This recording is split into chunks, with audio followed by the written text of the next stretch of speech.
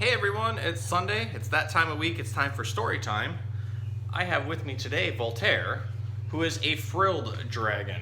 So I believe I have featured frilled dragons before, but I love Voltaire. So we're going to feature him again because of today's story. So first of all, frilled dragons come from Australia and New Guinea. They're known as a tree-dwelling lizard, and they actually have a bunch of different names. Sometimes they're called the frilled lizard, the frilled dragon, the bicycle dragon, or a frilled agama.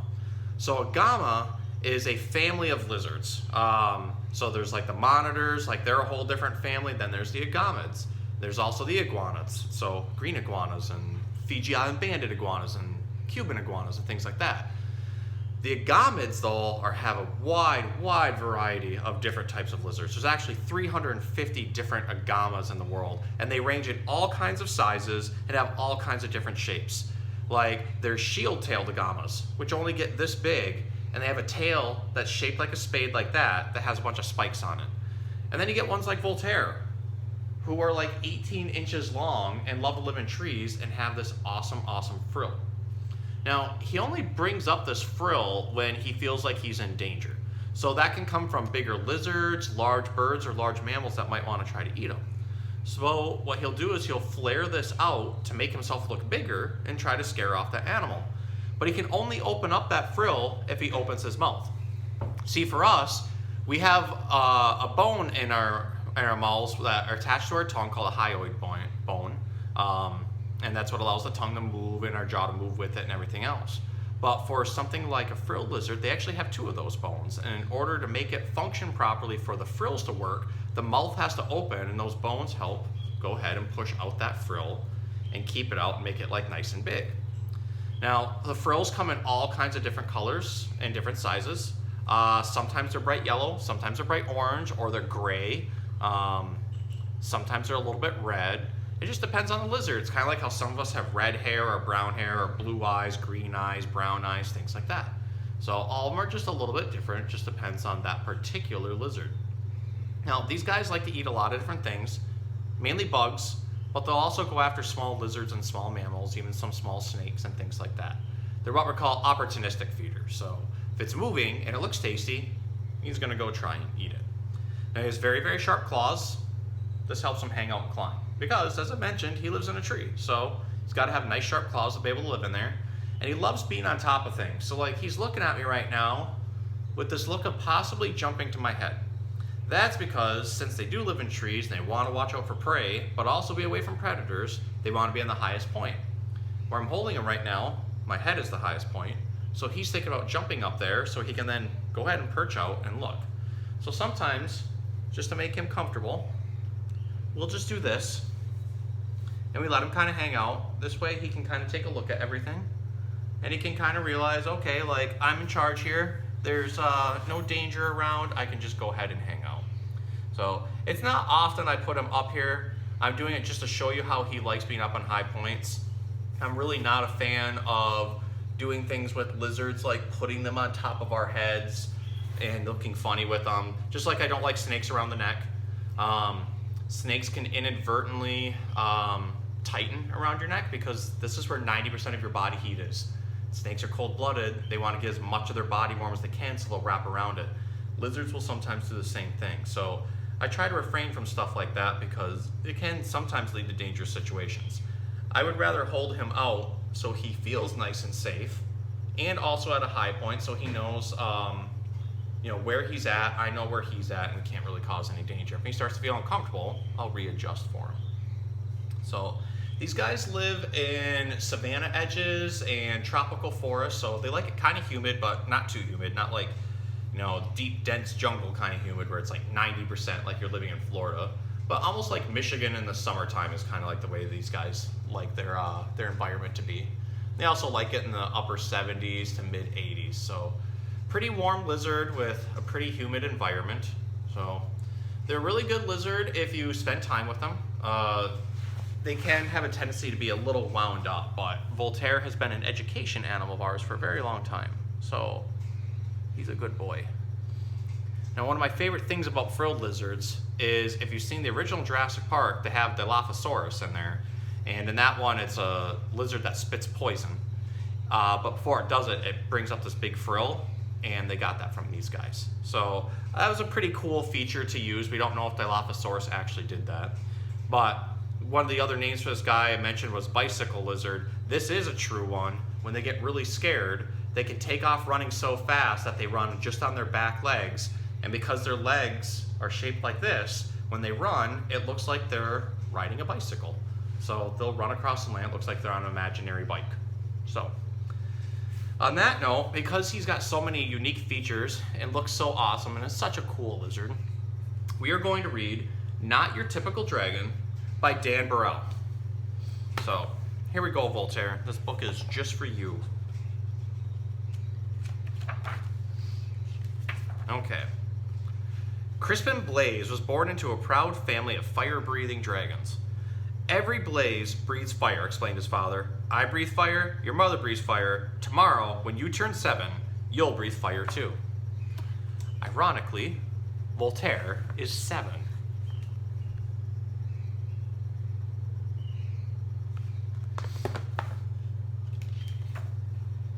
The little dragon imagined all the forest he would burn down.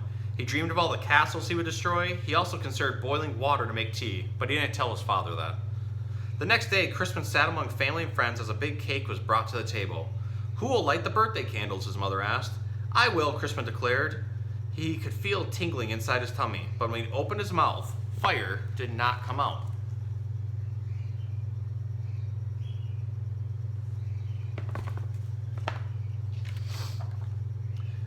Whipped cream came out. Crispin shouted at his father, dragons breathe fire. What will the neighbors think? Worried his mother. I loved whipped cream, said his little sister Ashley. The little dragon was whisked off to the doctor the very next day. Please fix my son, demanded Crispin's father. What seems to be the problem, asked the doctor. Crispin opened his mouth and breathed, but fire did not come out. And sorry for laughing in the middle of this. Some of these books I don't read ahead of time. I like it to be a surprise for me. So a whipped cream breathing dragon is pretty awesome.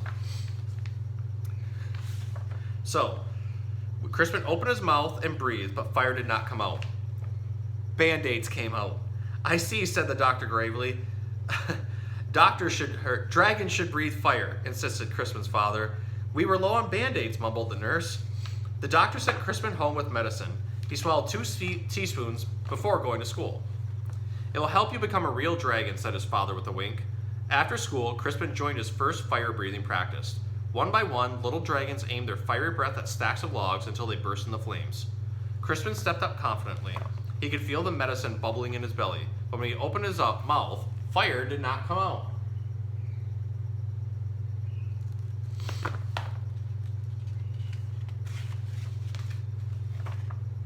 Marshmallows came out. Dragons breathe fire, yelled the coach. Isn't that right, class? The other dragons didn't answer. They were too busy looking for pointy sticks for marshmallow roasting. I guess I'm not a real dragon, Crispin thought. He worried about his family would be disappointed, so he ran away from home.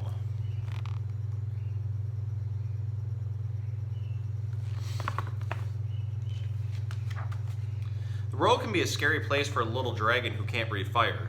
Crispin found a dark cave. I'll be a fireless dragon all by myself. I won't bother anyone, and no one will bother me. An hour later, he had a visitor. I am Sir George, squeaked a thin, shiny knight. Show yourself, dragon. Crispin shuffled out of the cave. The thin, shiny knight held up his thin sword, shiny sword. Do your worst, dragon. Crispin opened his mouth. A fire did not come out.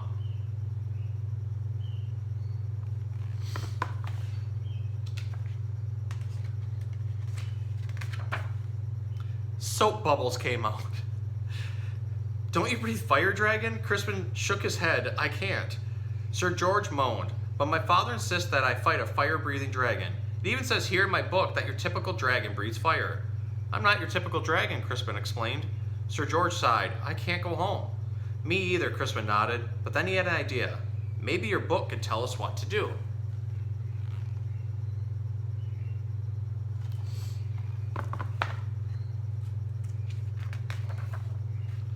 Of course, Sir George searched through the pages. It says it's probably just your diet. Sir George fed Crispin spicy curry, scorching chili, and blistering salsa. Crispin opened his mouth, but fire did not come out. Red party streamers came out. At least they're the right color, said Sir George kindly.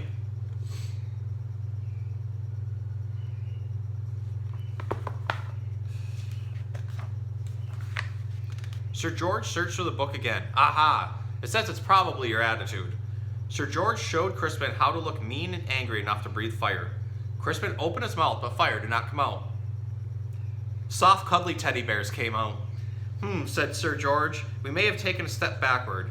It's no use, Crispin sighed. I'm just not your typical dragon.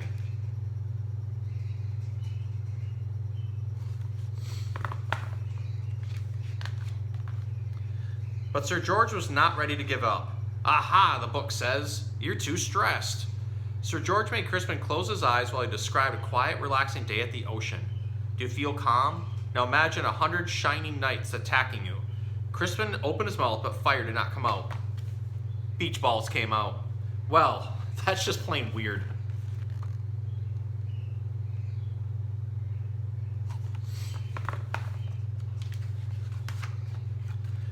Secretly, Sir George was glad that Crispin couldn't breathe fire. He liked the little dragon and didn't want to fight him. Crispin liked the shiny knight too, but he missed his parents.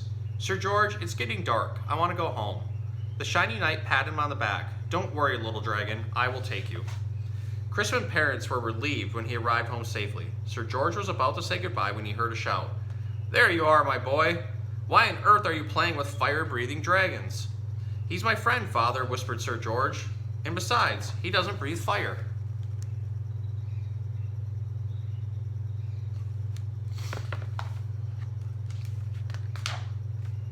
A dragon that doesn't breathe fire? That's the silliest thing I've ever heard, the shiny man laughed.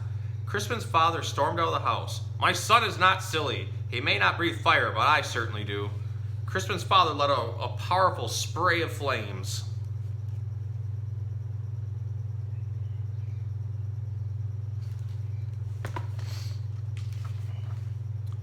Do your worst, dragon, declared the shiny man. But then the flames scorched the lawn. That's enough, honey, said Crispin's mother. The flames singed the fence.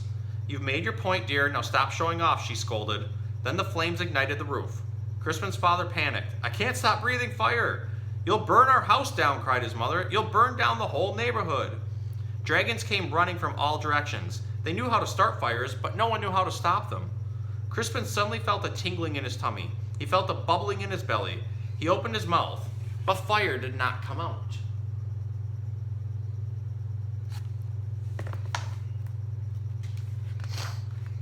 A gush of water shot out.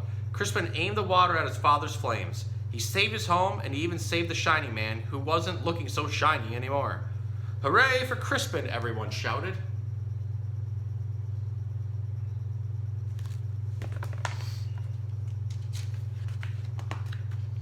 On Crispin's next birthday, there was a big party. Family and friends came from all over the land. Sir George and his family came too. Lots of dragons were dancing. Crispin stood with his mouth wide open. Fire still did not come out. Music came out instead. Your son, said an old uncle to Crispin's father, he's not your typical dragon, is he? No, replied Crispin's father proudly. My son is something special.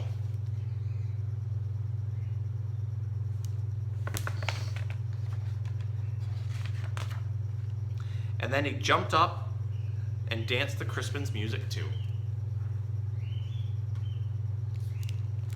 Well, this is a really cool story about how you don't have to be like everybody else. You don't have to be the typical dragon.